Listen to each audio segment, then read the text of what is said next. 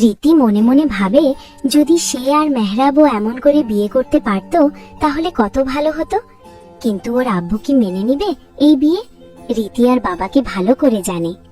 রীতি বলে, মেহরাবা, আমি মন থেকে খুব করে চাই আমি আর আপনি যাতে এরকম সুখী হয়, আমাদের একটা ছোট সংসার হোক। সবাই অনেক মজা করলো হলুদের অনুষ্ঠানে। তবে কালকে যেহেতু বিয়ে, তাই তাড়াতাড়ি অনুষ্ঠান শেষ হয়ে যায়। সবাই নিজের নিজের রুমে চলে যায় খাওয়া দাওয়া শেষ করে। মেহরাব আর রীতিকে পরে বিরক্ত করে নাই। রীতি যখন তুলির রুমে ঘুমাতে যাবে, তখন তুলি মুচকি মুচকি হাসতে থাকে। তুলিকে এরকম করে হাসতে দেখে জিজ্ঞেস করে, কি হয়েছে তোর? এরকম করে হাসার কি আছে? আমাকে দেখতে কি জোকারের মতো লাগছে তোর? না, তোকে দেখতে জোকারের মতো লাগছে না। তবে তুলি একটু রীতির সাথে মজা নেয়। আসলে মেহরাবের সাথে ওর কথা বলার সব দেখেছে সে। তবে রীতি যে কোনো ছেলের কাছে যেতে পারে সেটা তুলি ভাবতে পারে নাই। কিন্তু মেহরাবের সাথে ওকে বেশ ভালো মানায়। তুলি বলে, শোন, তোর ওই মন্ত্রী মেহরাব চৌধুরী কিন্তু দেখতে সত্যি সুন্দর। মনে হচ্ছে আমার বিয়ের পর তোর বিয়ে খাওয়া যাবে। বিষয়টা কিন্তু খারাপ হবে না। রীতি বুঝতে পারে তুলি সব খেয়াল করেছে। এখন যদি ওর সাথে এই বিষয়ে কথা বলে তাহলে ওকে লজ্জায় ফেলে দেবে।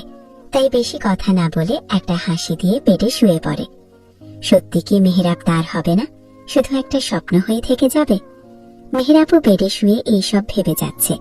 অন্যদিকে শুভ বিভোর হয়ে ঘুমিয়ে রয়েছে। মানে নিজের বিশের আগের দিন কেউ এত ঘুমাতে পারে? মেহরাব মনে মনে বলে, যাই হয়ে যাক না কোনো, রীতিকে আমার জীবনে নিয়ে আসতে হবে। ওকে ছাড়া থাকা আমার জন্য সম্ভব না। আর রীতির বাবাকে একমাত্র আব্বু রাজি করাতে পারে। তাই এখন বাড়ি গিয়ে সেটাই করতে হবে। সকাল হয়ে যায়। বিয়ে বাড়িতে অনেক মানুষ। তুলির পরিবারের লোক রয়েছে, শুভর পরিবারের মানুষ মিলে বিশাল আয়োজন। দুই পরিবারের একসাথে বিয়ে হচ্ছে, তাই এত মানুষ হওয়া স্বাভাবিক। রীতি সকাল থেকে কাজ করছে। বেশ অনেক কাজ রয়েছে তার, যেহেতু বন্ধুর বিয়ে তাই। তবে এখন খাওয়া দাওয়া করার সময়। তুলিকে পার্লারের লোক সাজানোর জন্য চলে আসছে। রীতি উপরে যায় একটা কাজে, কিন্তু হঠাৎ করে কেউ একজন ওর মুখের সামনে একটা গ্লাস ধরে। রীতি দেখে সেটা মেহরাব। রীতি বলো, কি করছেন আপনি? মেহরাব, সামনে থেকে সরুন, বাড়িতে অনেক মানুষ রয়েছে, কেউ দেখে ফেললে কি বলবে? আর আমার হাতে অনেক কাজ রয়েছে। জানি রীতি, আপনার হাতে অনেক কাজ রয়েছে, কিন্তু সেই সাথে একটু বিশ্রাম নিতে হবে। সকাল থেকে খেটে যাচ্ছেন, তাই আপনার জন্য এই ঠান্ডা লেবুর শরবত নিয়ে এসেছি, খেয়ে নেন। আর ওইদিকে সবাই খাওয়া দাওয়া করছে, আপনি খাবেন না? মেহরাব, এখন লেবু শরবত খাওয়ার সময় নাই, অনেক কাজ রয়েছে, পরে খাবো। আর সকালে আমি বিস্কিট খেয়েছি, পরে খেয়ে নিব। চুপচাপ খাবার খেয়ে নেন। মেহরাব চৌধুরী তার বউকে এত কষ্ট করতে দিবে না। আর শুনুন না, বিয়ে বাড়ির এত আয়োজন দেখে বিয়ে করতে ইচ্ছে করছে আমার। চলুন বিয়ে করে ফেলি, পরে আপনার আব্বু মেনে নিতে বাধ্য হবে। কি বলেন? কেমন বুদ্ধি? খুব বাজে বুদ্ধি এটা। আমার আব্বু কখনো মেনে নিবে না এই বিয়ে। আর মাথার মধ্যে এসব আজাইরা চিন্তা ভাবনা বাদ দিয়ে কাজ করেন। আর দেন, পানি খেয়ে নিব। রীতি জানে এই লেবুর পানি না খেলে মেহরাব তাকে যেতে দিবে না, তাই সে খেয়ে নেয়। রীতি চলে যায়। মেহরাব একটু হাসে। সে জানে তার বউকে কি করে খাওয়াতে হয়। ঘরে অনেক কাজ রয়েছে যা রীতি করে, পরে খাবার খেয়ে নেয়। কারণ মেহরাব একটু আগে ওর দিকে রাগী দৃষ্টিতে তাকিয়ে দেখে আর খাবার খাওয়ার ইশারা করে, যা দেখে রীতি একটু ভয় পায়। সত্যি মেহরাবের এই অধিকার খাটানোর বিষয়টা রীতির যথেষ্ট ভালো লাগছে। মেহরাব উপর থেকে রীতির খাওয়া দেখে, এরপর নিজে রেডি হতে চলে যায়। দুপুর হয়ে গেছে, তুলিকে সবাই রেডি করিয়েছে। রীতি নিজেও রেডি হয়েছে বেশ সুন্দর করে, যেহেতু মেহরাব বলেছে। নিজেকে আয়নায় দেখে এক হাত দিয়ে মুখ ঢেকে ফেলে। তুলি বলে, কি রে, বিয়ে আমার, কিন্তু লজ্জা তোর করছে, কাহিনী কি? মেহরাব চৌধুরী তোকে একদিনে এত জাদুর কি করে করলো বলতো? যেই মেয়ে ছেলেদের সাথে কথা বলা তো দূরের কথা, তার চেহারাও দেখতো না, সে নাকি একজনের জন্য সেজেগুজে আজনার সামনে দাঁড়িয়ে রয়েছে। ভাবা যায়? তুলির কথাটা শুনে রীতি মুখের উপর থেকে হাত সরিয়ে ফেলে। পিছনে যে তুলি বসেছিল সেটা রীতি খেয়াল করে নাই। তবে রীতি বলে, কি এইসব আজব কথা? আমি কোনো লজ্জা পেতে যাব? টিপটা নড়ে গিয়েছিল, সেই জন্য ঠিক করার জন্য কপালে হাত দিয়েছি। তোর মাথায় সবসময় অদ্ভুত কথা ঘুরপাক খায়। নিজের বিয়েতে মনোযোগ দে ভালো করে। রীতি আর কথা বাড়ায় না, আর তুলিকে সবাই নিচে নিয়ে যায়। রীতিও সেখানে যেতে যায়। রীতি যখন উপর দিয়ে নিচে যাবে, তখন হঠাৎ করে কেউ একজন তার হাত ধরে নিজের রুমে নিয়ে আসে। সেটা মেহেরাব ছাড়া আর কেউ হতে পারে না, সেটা রীতি খুব ভালো করে জানে। রীতি বলে, কি করছেন মেহেরাব? হাত ছাড়ুন, কেউ দেখে ফেলবে। আর যেতে দেন, সবাই নিচে রয়েছে, ছাড়ুন। মেহেরাব রীতির হাত ছাড়ে না, বরং আরো সুন্দর করে তার হাত ধরে রাখে। মেহেরাব ওর কাছে নিয়ে আসে একদম রীতিকে, আর এক দৃষ্টিতে তাকিয়ে দেখে রীতির দিকে। মেহেরাব বলে, বৌজান, আপনাকে সব কাপড়ে এত সুন্দর লাগে কি করে বলুন তো? চোখ সরাতে ইচ্ছে করে না, যতবার দেখি ততবার শুধু দেখতেই ইচ্ছে করে। আর এই 2 বছর আপনার এইসব কথা কোথায় ছিল? এখন একদিনে আপনার এত ভালোবাসা এসে পড়ল। এইসব মিষ্টি মিষ্টি কথা দিয়ে জনগণকে ইমপ্রেস করতে পারবেন, কিন্তু এই রীতিকে না, বুঝতে পারলেন? শুনুন মিস রীতি, 2 বছর ধরে জমানো সব কথা এখন বলবো, বুঝতে পারলেন? আর মেহেরাব চৌধুরী শুধু কথা বলে জনগণের মন জয় করতে পারে না, তার বউয়ের মনও জয় করতে জানে, সেটা আপনি দেখতে পারবেন। এইসব কথা কতজনকে বলেছেন শুনি? কয়টা প্রেমিকা ছিল আপনার? আপনি অনেক ভাগ্যবতী রীতি, কারণ আপনার স্বামীর কোনো প্রেমিকই ছিল না। আসলে জীবনে তেমন কাউকে ভালো লাগে নাই। আর যদি বিশ্বাস না হয় তাহলে কলেজে গিয়ে জিজ্ঞেস করবেন, আমিও আপনার কলেজে পড়েছি। সো শুধু এই মেহেরাব চৌধুরী আপনাকে এত সুন্দর করে দেখে, এত ভালোবাসে, বুঝতে পারলেন? রীতি একটু হাসে মেহেরাব কথা শুনে। সত্যি তার ভাগ্য অনেক সুন্দর, যার জন্য মেহেরাবের মতো একটা মানুষ পেয়েছে সে। কোনো পুরুষ মানুষের প্রথম ভালোবাসা হওয়া সব মেয়ের ভাগ্য হয় না। রীতি মেহেরাবের দিকে তাকিয়ে দেখে, লোকটা বলে তাকে নাকি সুন্দর লাগে, কিন্তু নিজে কতটা সুন্দর সেটা নিজেও জানে না। একটা পুরুষ কি করে এত সুন্দর হতে পারে তা মেহেরাবকে না দেখতে রীতি জানতো না। মেহেরাব আর রীতি কথা বলতে থাকে, তখন মেহেরাবের ফোন আসে। মেহেরাব ফোন রিসিভ করে দেখে তার মায়ের কল। মনে হয় তার জন্য টেনশন করছিল। মেহেরাব বলে, আপনার শাশুড়ির ফোন, কথা বলতে চান? না, একদম না। কেমন বউ আপনি, 2 বছর ধরে শাশুড়ির কোনো খোঁজ নেন না, এখন যখন শাশুড়ি নিজে ফোন করছে তখন তার সাথে কথা বলতে চান না। সত্যি আমার বউ এইরকম হিংসুটে হবে ভাবতে পারি নাই। মেহেরাবের কথা শুনে রীতি একটু ওর দিকে দেখে। মেহেরাব ফোন রিসিভ করে ওর মাকে বলে, আম্মু বলো, কি করো তুমি? মেহেরাব, তুমি বিয়েতে কেমন এনজয় করছো? আর ওখানে পৌঁছে একটা ফোনও করো নাই, সব ঠিক আছে না? আরে আম্মু, টেনশন করো না, সব ঠিক আছে। আর তোমার ছেলের মন মেজাজ এখন আগের চেয়ে বেশি ভালো রয়েছে, কারণ তার খেয়াল রাখার জন্য অনেক মানুষ রয়েছে। আর বাড়িতে ফিরে তোমাকে একটা সারপ্রাইজ দিব।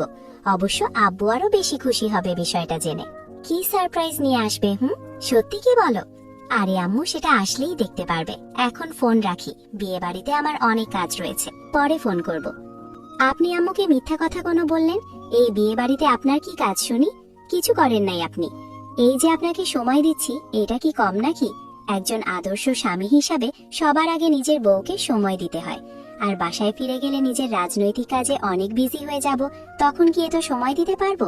তাই ঠিক করেছি এই সময়টা শুধু আমার বউয়ের। আপনার কাজ নাই থাকতে পারে, কিন্তু আমার আছে, সো যেতে দেন আমাকে। নিচে সবাই অপেক্ষা করছে আমার জন্য। বরের বাড়ির লোককে আপ্যায়ন করতে হবে। আমিও বরের বাড়ির লোক, আমাকেও আপ্যায়ন করেন। রীতি মেহেরাবের আর কোনো কথা শুনে নাই, সে নিচে চলে আসে। এরপর তুলির সাথে বসে। শুভর সাথে যদিও এই বাড়িতে একসাথে বিয়ে ঠিক করা হয়েছে, তবে বরের গাড়ি একটু দূর থেকে আসবে, যাতে সবাই এনজয় করতে পারে। তাই শুভকে একটু দূরে নিয়ে যাওয়া হয়েছে, সেখান থেকে তাকে নিয়ে আসা হবে। কিন্তু এই মেহেরাবা ওর সাথে যায় নাই। শুভ কি এখানে ওকে রীতির সাথে প্রেম করার জন্য নিয়ে এসেছে?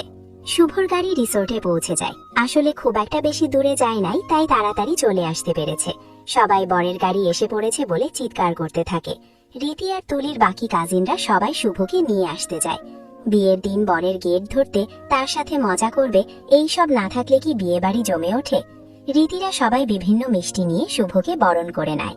আর অবশ্যই গেটে ঢুকে পড়ার সময় টাকা দিতে হয়েছে। শুভকে তুলির পাশে বসানো হয়। কি মিষ্টি লাগছে দুইজনকে দেখতে। সবাই ওদের ছবি তুলতে বিজি হয়ে গেছে। রীতি কিছু ছবি তুলে, সাথে মেহরাবও। বিকালের দিকে বিয়ে শেষ হয়ে যায়। সবাই মিলে ওদের বাসর ঘর সাজিয়ে দেয়। পরে ওদের রাতে সেখানে থাকতে দেয়। রীতির সামনে পরীক্ষা রয়েছে, তাই তাকে কালকে চলে যেতে হবে। আর মেহরাবও রাজনীতি নিয়ে অনেক কাজ আছে। তার ব্রিজ বানানোর জন্য সরকার থেকে অনুমোদন দিয়েছে, তাই মেহরাবও আর বেশি দিন থাকতে পারবে না। কিন্তু রীতিকে ছেড়ে যেতে তার ইচ্ছে করছে না। বিয়ের পর মেহরাবের সাথে আর তেমন কোনো কথা হয় নাই রীতির। অনেক মানুষ ছিল, তাই কথা বলা সম্ভব হয় নাই। রীতি এখন তুলির ঘরে। আজকে তুলি আর শুভর বাসর রাত, তাই তুলি রীতির সাথে নেই। রীতির এখন এক রুমে থাকতে বিরক্ত লাগছে। যদিও বাড়িতে সে সবসময় একাই থাকতো, তবুও 2 দিনে অভ্যাস হয়ে গেছে। রীতি দেখে জগে পানি নাই, তাই নিচে পানি নিয়ে আসতে যায়। রীতি যখন পানি নিয়ে আসতে যাবে, তখন কেউ একজন পিছন থেকে তাকে জড়িয়ে ধরে। রীতি বলে, কি করছেন মেহরাব? ছাড়েন, বাড়িতে অনেক মানুষ রয়েছে, কেউ দেখে ফেলবে। মেহরাব ভাবতে পারে নাই রীতি তাকে চিনে ফেলবে। সে তো ঠিক করেছিল রীতিকে একটু ভয় দেখাবে, কিন্তু কি হলো? মেহরাব বলে, আপনি কি করে বুঝতে পারলেন এটা আমি তো কোনো কথা বলি নাই, না নিজের মুখ আপনাকে দেখিয়েছি। রীতির জন্য মেহরাবকে চিনা এখন খুব সহজ, কারণ তার গায়ের গন্ধ এখন রীতি চিনে। আর এই বাড়িতে রীতিকে জড়িয়ে ধরার মতো সাহস মেহরাব ছাড়া আর কারো নাই। রীতি বলে, মেহরাব, এই পুরো বিয়ে বাড়িতে মেহরাব চৌধুরীর বউকে জড়িয়ে ধরার সাহস কার আছে? শুধু মেহরাব চৌধুরী নিজে ছাড়া। আর এমনিতে নারী তার প্রিয় মানুষের টাচ কখনো ভুলতে পারে না, তাই আপনাকে চিনতে পারা আমার জন্য খুব সহজ। মেহরাব রীতির মুখে বউ কথাটা শুনে অবাক হয়, মানে রীতি সব স্বীকার করে নিয়েছে। মেহরাব বলে, বাহ, কালকে থেকে আমি আপনাকে বউ বউ বলে ডেকে ডাকছি, কিন্তু আপনি মেনে নিতে রাজি হন নাই। তবে আজকে নিজে নিজেই বলছেন সে আপনি মেহরাব চৌধুরীর বউ। কি হলো, এত তাড়াতাড়ি রাজি কি করে হয়ে গেলেন বলুন? শুনুন, আমি কখনো বলি নাই যে আমি রাজি হয় নাই। 2 বছর আগে থেকে আমি রাজি ছিলাম।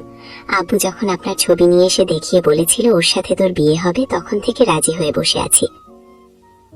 কিন্তু আপনি আমাকে রেখে চলে গেলেন। এরপর সেই দিন কলেজে শেষ দেখেছিলাম আপনাকে। আমি তো শুধু আপনার ছিলাম সব সময়, কিন্তু আপনি বুঝতে পারেন নাই। এতে কার দোষ রয়েছে? সরি রীতি, জানি এই সব কিছুর পিছনে আমার দোষ রয়েছে। আসলে 2 থর আগে নিজের ক্যারিয়ার নিয়ে অনেক বিজি ছিলাম, তাই একবারও আপনার বা আব্বুর কথা ভেবে দেখি নাই। সেই দিন বিয়ের আসর থেকে চলে আসার পর আব্বু আমার সাথে কথা বলা বন্ধ করে দেয়, আর আজ অবধি ভালো করে কথা বলে নাই। সেই দিনের পরে আমি আপনাদের অনেক খুঁজেছি, কিন্তু পাই নাই। সব দোষ আমার। সেই দিন বিয়ে থেকে আপনি চলে যাওয়ার পর সেখানে থাকা মানুষজন আব্বুকে বাজে কথা শোনাতে থাকে, আর আমাকে বলতে থাকে অপয়া আমার মধ্যে কোনো দোষ ছিল যার জন্য জামাই চলে গেছে। এইসব অনেক কিছু, যার ফলে আব্বু বাসা পরিবর্তন করে। আমরা অন্য কোথাও চলে যাই। পরে সেখানে অনেক দিন থাকি। পরে আব্বুর চাকরির জন্য এই জায়গায় আসি। সেই দিন যখন আপনাকে কলেজে দেখেছি, এক মুহূর্তের জন্য সবকিছু থেমে গিয়েছিল আমার কাছে। 2 বছর পর নিজের স্বামীকে চোখের সামনে দেখছি। সরি রীতি, আমার ভুলের জন্য আপনাকে কত কথা শুনতে হয়েছে। তবে টেনশন করবেন না, এখন আপনাকে আমার বাড়ির বউ করে নিয়ে যাব, প্রমিস।